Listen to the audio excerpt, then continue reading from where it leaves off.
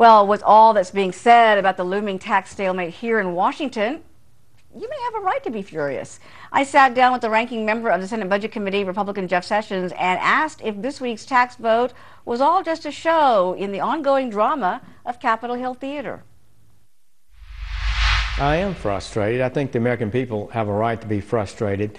These votes, well, it's all right to have votes to say, this is what I would do if I rule the world. This is my vision for what's right. But we've been doing that a lot for a long time. And we're reaching a point in this year that we've got to do some things. For example, the end of September, the government will shut down unless we have an agreement to extend funding.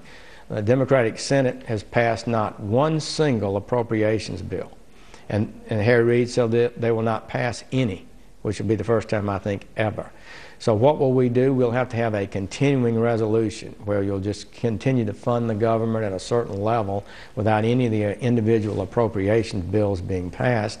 That needs to be done sooner rather than later. We do not need the economy worried that we're going to have a shutdown in September. That should be put aside.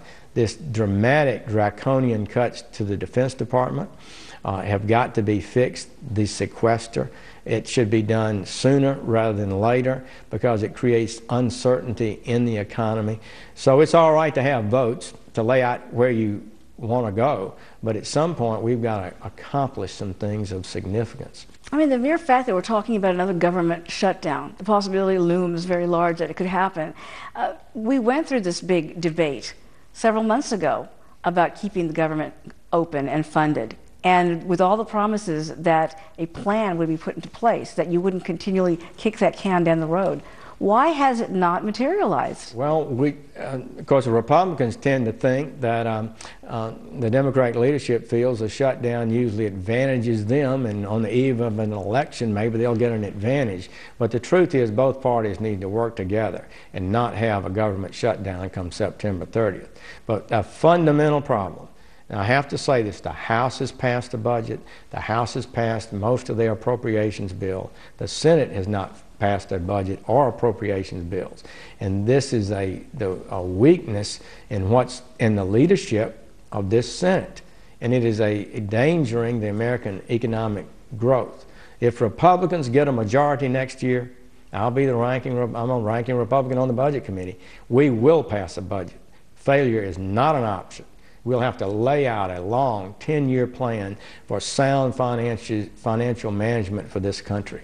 You've got a recess coming up, and so a lot of work's not going to get done in that sense between now and then. But do you think realistically that you can get some legislation passed before November? Yes, we've got to. We have got to figure out how to do a continuing resolution. We're not going to pass appropriations bills. Right. That's clear. Right. So we need to do that, and I think Republicans will meet the Democrats halfway.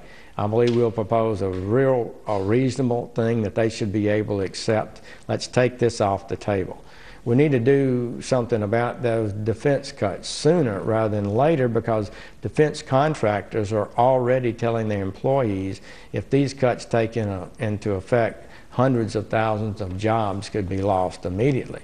And I don't think it ultimately will. So sooner rather than later, we should fix the sequester. And really quickly on the welfare issue, you've raised concerns about what you're calling an aggressive push to expand welfare enrollment, which includes Spanish language ads or urging immigrants to go on food stamps. Why do you think the USDA is doing this right now?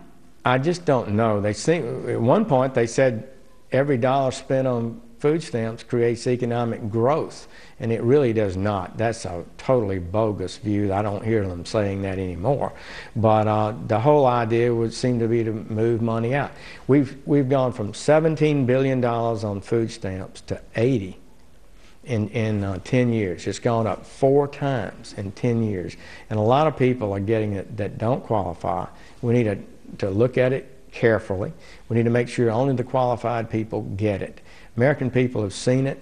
I've studied the program. It has many abusive practices in it that could be ended and should be ended. And then fundamentally, we need to return to that 1996 vision that welfare is a temporary thing.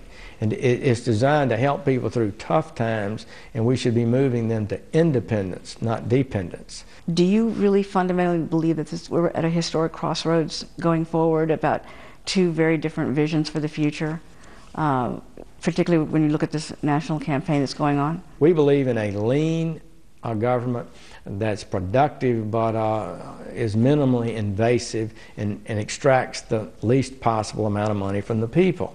The president's view is different. He really does believe that government is a positive force, and the more it can be expanded, the more good can be done. And to expand, he has to take more from the economy, the private sector.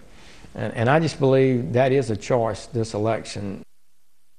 And Senator Sessions adds that he believes voters spoke loudly during 2010's election and that 2012 will confirm the vision Republicans have for smaller government.